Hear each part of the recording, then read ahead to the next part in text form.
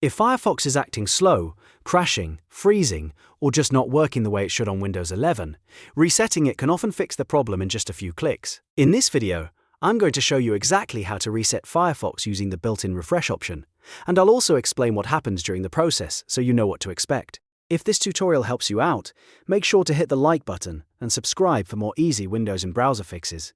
Let's get started. First, open Firefox on your Windows 11 PC. Once the browser is open, look to the top right corner of the window and click the three horizontal lines menu. This is the main Firefox menu, where you can access settings, help tools, and other browser options. From the menu, hover over Help, and then click More Troubleshooting information.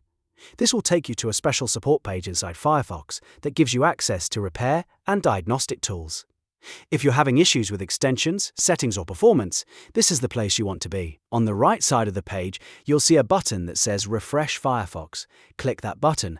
Firefox will now prepare the refresh process and show you a confirmation message explaining what will happen.